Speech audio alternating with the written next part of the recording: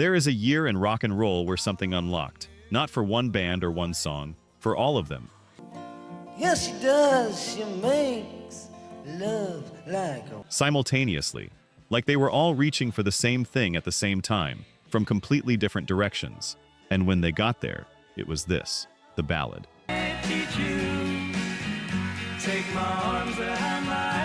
In 1966, rock learned something it had not known how to do before. It learned to break your heart with precision. These are 10 of the songs that prove it.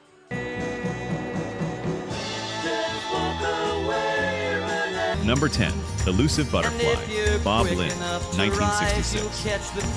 You may see the floating motion of a distant pair. I want to start here because this is the one I suspect some of you know but cannot quite place. And once I tell you where it comes from, something is going to open up. Elusive Butterfly, Bob Lynn, spring of 1966.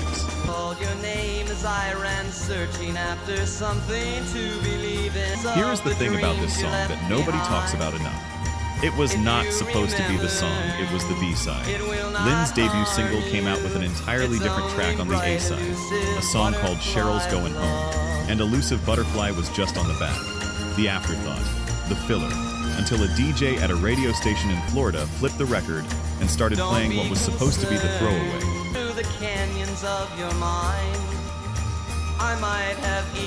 And the whole trajectory changed. And I know you know this feeling. You found something that somebody else missed. That is exactly what happened here, except on a national scale. Lynn wrote this song at sunrise after an all-nighter in Denver, where he had been playing folk clubs. The inspiration was a W.B. Yeats poem, The Song of Wandering Angels, about chasing something you can never quite catch.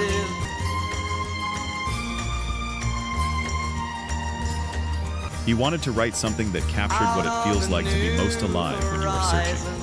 When you are running after something you are not even sure of. Don't be concerned, it will not harm you. The string arrangement that makes the song sound the way it sounds, those strings sitting behind his voice like something permanently just out of reach, was written by Jack Nitzsche, the same Jack Nitzsche who arranged for the Rolling Stones.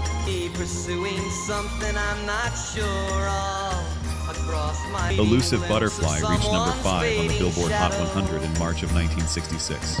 Bob Lynn never had another hit close to it, but more than 200 artists have covered it since, because it is the kind of song that belongs to everyone who has ever chased something they could not quite hold, which, if you have been paying any attention to your own life, is most of what you have done.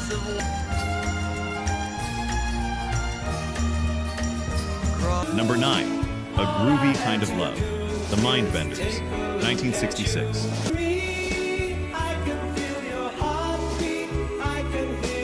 Now, if you are a certain age, you might know this song from the Phil Collins version, 1988, and Collins' version is lovely. But the story of where this song came from is something entirely different.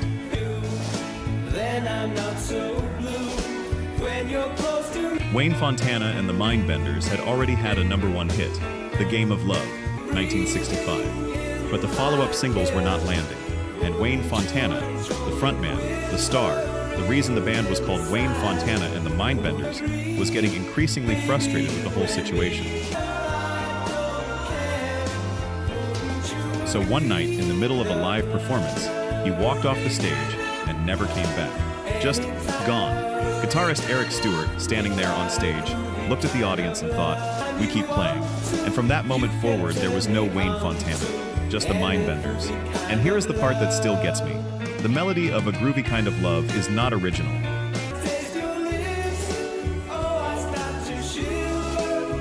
It is adapted from a piano exercise written by the classical composer Muzio Clementi centuries earlier. Two young American songwriters, Carol Bayer Sager and Tony Wine, recognized it, took that melody, wrote new lyrics around the word groovy, which they had decided was the happening new word, and finished the entire song in 20 minutes.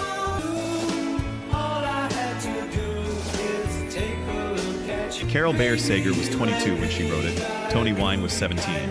They were still in school. The song reached #2 on both the US Billboard Hot 100 and the UK charts in 1966.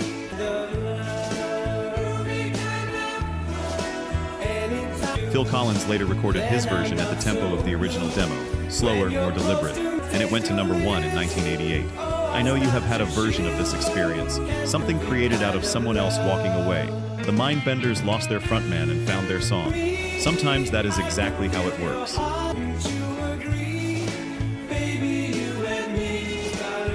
Let's look at the numbers. Only 9% of you are actually subscribed. Honestly, that's tough to see. Our team spends days hunting down archives and verifying every single fact just to tell these stories right. If you've made it this far into the video, you're clearly part of the community, so please hit subscribe. It costs nothing and helps us immensely. Now, for those already subscribed, very few of you have made the jump to our membership, and that's a hard pill to swallow because you're the ones who know our value best. If this channel has moved you or inspired you, consider joining. It's the price of one coffee, but it's the literal fuel for this channel. Let's keep this alive together. Back to the story.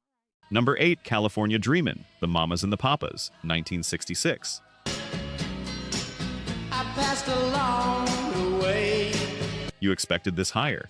Maybe you have a specific memory attached to this song, a specific drive, a specific summer, a window seat somewhere you still remember. If you have that, hold on to it. We are going to need it in a second.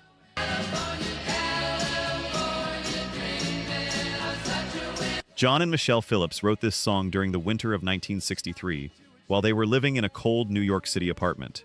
They were homesick. They were sitting on the East Coast while everything they wanted was 3,000 miles away in California. That is not a metaphor. That is exactly what the song is, longing in winter, and it sounds like it. Now,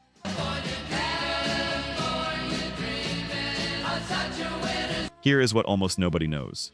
The original recording of California Dreamin' already had someone else on lead vocals when the Mamas and the Papas got signed to Dunhill Records. The backing track had been recorded with Barry McGuire, the man who sang Eve of Destruction, singing lead. When the group went back into the studio, they recorded their own harmonies and vocals over the existing McGuire track. If you listen very carefully to the final version, the one the whole world knows, you can hear the faintest trace of McGuire. 1966. At the end of the year, when Billboard tallied up all the chart positions across all 52 weeks, California Dreamin' turned out to be the #1 song of the entire year. Not number 4, number 1.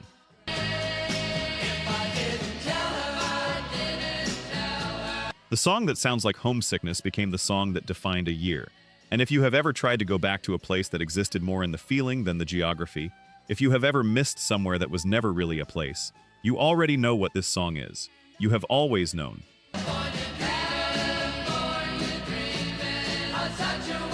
Number 7, Lady Jane, The Rolling Stones, 1966, from the Aftermath album, April of 1966. The Rolling Stones. When I see you again. When you hear that name, you think swagger. You think Keith Richards' guitar face. You think Mick Jagger doing something with his whole body that no one can quite explain. Lady Jane is none of that. It is the Stones at their most delicate, their most refined, and it is the sound of Brian Jones doing something that nobody in that band, or that era, was expected to do. And will humbly remain.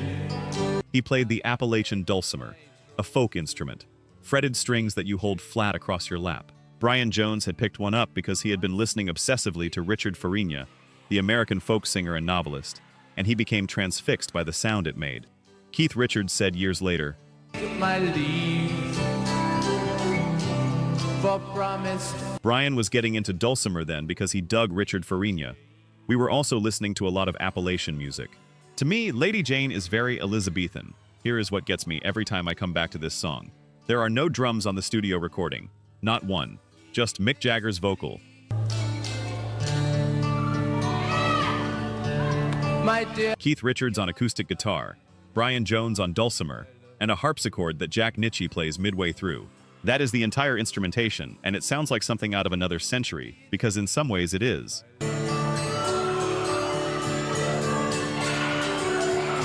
Brian Jones played the dulcimer with a goose quill. Not a pick, a goose quill. I cannot hear that detail without picturing it. This kid from Cheltenham sitting in an RCA studio in Hollywood playing a centuries-old folk instrument with a feather. The most surprising member of the most swaggering rock band in the world, playing something that fragile and making it sound like the only natural thing. Okay, this is the moment.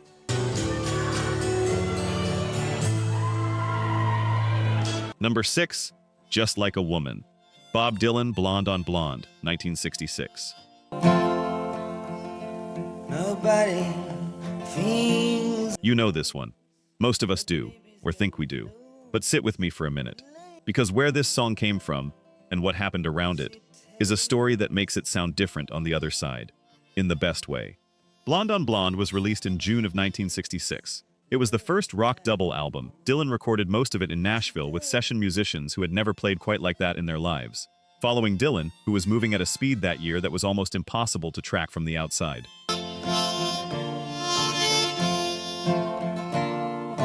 Just Like a Woman was laid down in a single Nashville session on March 8, 1966. The song has been connected, though never fully confirmed, to Edie Sedgwick, Andy Warhol's muse, one of the most visible figures in the factory scene. Dylan and Sedgwick moved in overlapping circles in 1965 and into 1966. There are details in the lyrics specific enough that people noticed at the time and have never stopped noticing. But here is the part that hit me differently once I knew it. That baby can't be blessed till she sees. When the song was released in the UK in the summer of 1966, Manfred Mann released their own cover version almost simultaneously.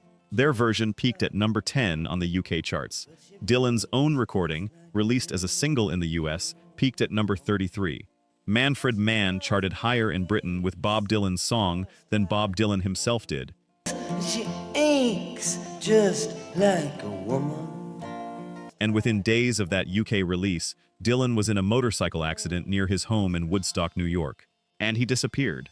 For more than a year. The song was out in the world. The man who wrote it was gone. If you have ever made something and had to step away before you found out what it became, you already know what I am going to say. Because you would have felt the same thing. Yes, I believe I could see her again. Number 5. Cherish, The Association.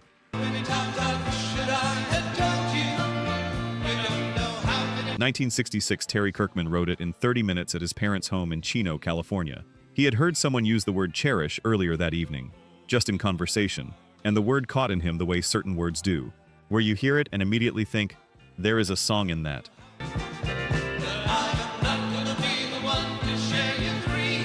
Something true that the word has been keeping for a while. He built the lyrics around a very specific kind of love, not the kind where everything works out, the kind where the person you feel it for will not feel it back.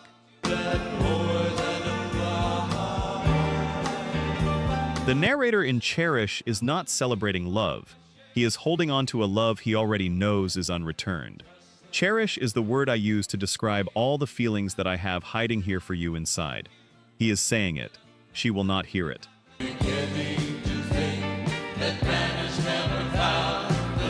That is the whole architecture of the song, which is why, and I say this with enormous affection, it is a slightly unusual choice for a wedding. The backing instruments were recorded in an old garage that had been converted into a recording studio. The vocals were tracked completely separately at Columbia. Producer Kurt Bocher stitched the two halves together into something that sounds like everyone was in the same room, feeling the same thing at the same time.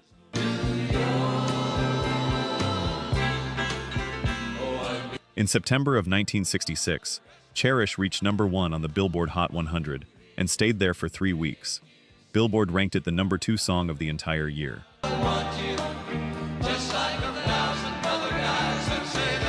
3 Grammy nominations followed in 1967, and some of you just leaned forward at that, because you have had this feeling, the one Terry Kirkman was trying to find the right word for.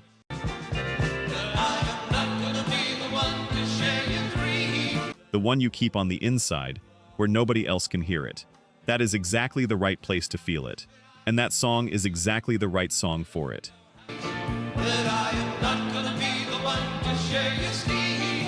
Number 4. Walk Away Renee, The Left Bank.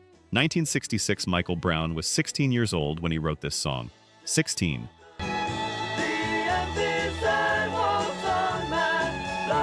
He was the keyboardist in a New York City band called the Left Banky, and he had fallen completely in love with a girl named Renée Fladen. The specific, unavoidable problem was that Renée Fladen was the girlfriend of Tom Finn, the band's bassist. So Michael Brown did the only thing he knew how to do with that. He wrote a song about letting her go, about stepping back, about watching someone walk away from you and finding enough dignity in yourself not to follow.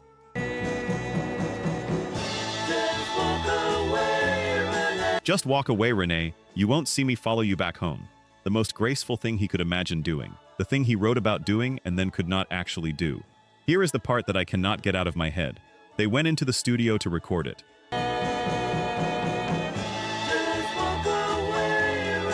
Michael Brown was there to play the harpsichord. That bright, delicate sound you hear running through the whole arrangement, that is the heart of the song. That is what makes it sound like what it sounds like. And Renée Fladen was in the control room, watching the session.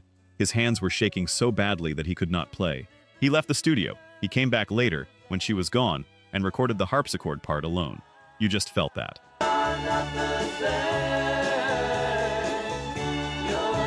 I know, because I felt the same thing the first time I found that detail.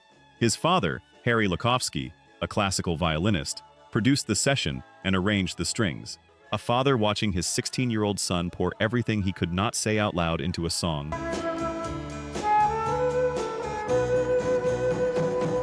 Then arranging the strings around it to make sure it landed the way it deserved to. Walk Away Renée reached number 5 in 1966. And she never knew what any of it meant. She did not need to. The song already said it.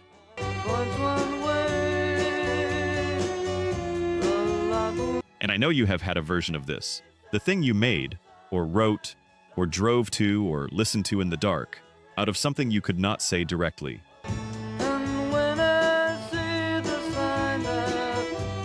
The playlist you made for someone who probably never understood what it cost you. The feeling is not unique. The song is proof that it never was.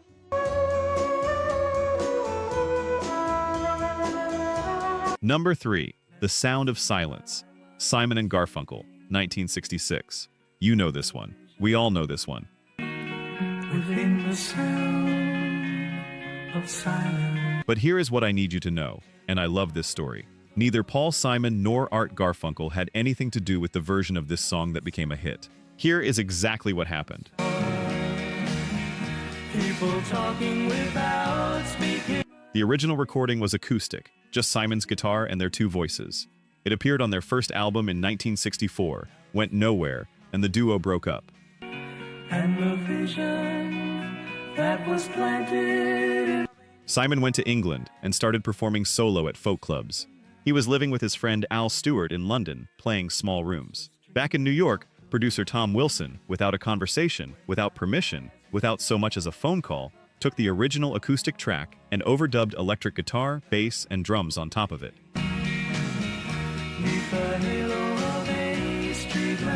Paul Simon found out his song was climbing the American charts while he was at a small club in Denmark. He picked up a copy of Billboard magazine somewhere in the city and saw his name rising. Al Stewart later remembered that when Simon finally heard the electric version, he was horrified. And here is why. And this detail is worth sitting with.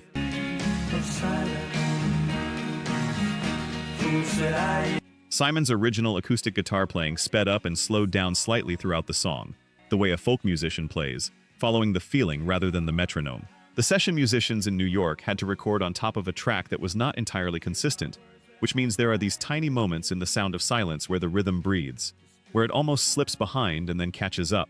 10,000 people, maybe more. Those imperfections are in the song. They have always been in the song, and now that I have told you, you are going to hear them every single time. The electric version hit number 1 on New Year's Day 1966. It brought Simon and Garfunkel back together. It launched one of the great recording careers of the decade. When my eyes were stared by the flash of... And Paul Simon did not like it when he first heard what someone else had done to it. Sometimes the version of the thing that goes out into the world is not the version you intended, and sometimes that version knows something about your work that you did not yet.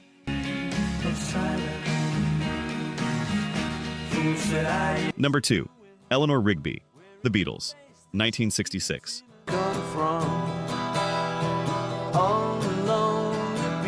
There is not a single Beatle playing an instrument on this recording. Not one. The entire track is a string octet. 4 violins, 2 violas, 2 cellos, arranged by George Martin and played by session musicians.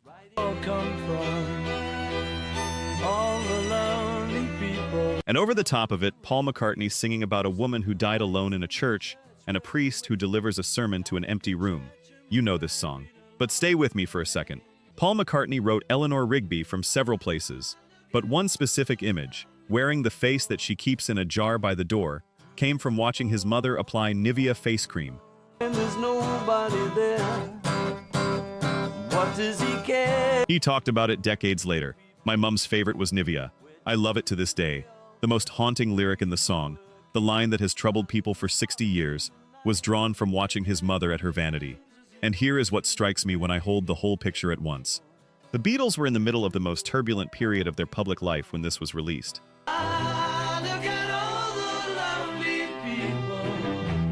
John Lennon's comments about Christianity had ignited a full boycott across parts of the United States. Beatlemania was still a physical, actual force in the world. And right in the middle of all of that, Paul McCartney put out a string-driven song about loneliness, about invisibility, about a kind of quiet death that society has no ceremony for. Eleanor Rigby reached #1 in the UK. Where do they all come from? It reached #11 in the United States, affected by the surrounding controversy. It was their second double A-side, paired with Yellow Submarine. 2 songs, one about a lonely woman dying unnoticed, one about living in a submarine with your friends. That contrast is not an accident. That is exactly who they were in August of 1966. Both things, at once, at full volume.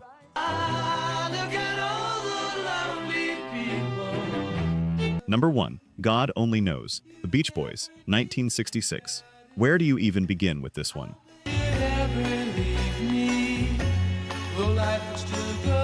Brian Wilson wrote this song when he was 24 years old, and he gave the lead vocal to his brother Carl, because he wanted a voice that could carry the song to the place he heard it going in his head.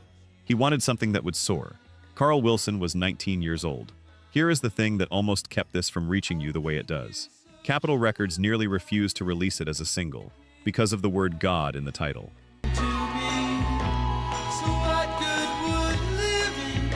In 1966, that was a real, active conversation.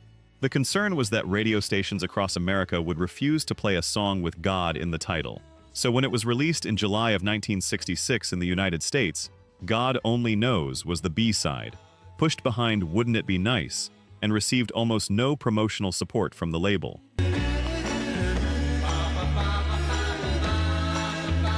In America, God Only Knows peaked at #39.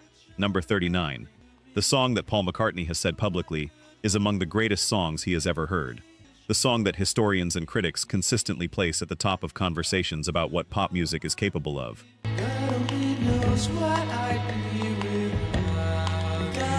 The song that Brian Wilson told author Steve Baltin came from God Through Me peaked at 39 in its home country. In the United Kingdom, it reached #2. I keep coming back to that gap. The song that may be the finest thing rock and roll produced in that decade, and the country that made it essentially looked past it on the first pass. You never need to doubt it. The instrumentation is Baroque. French horn, accordion, harpsichord, sleigh bells, a tambourine, a double-time string arrangement. The Wrecking Crew laid down the basic elements beginning in March of 1966.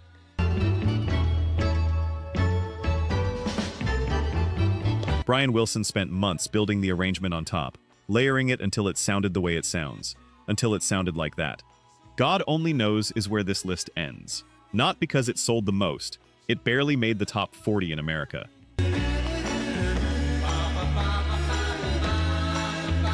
Not because it is the most familiar, but because of all 10 songs we moved through tonight, this is the one that reaches somewhere that none of the others quite get to. Past heartbreak, past longing, past even memory. The place that is just undeniable. The place you cannot explain to someone who has not heard it.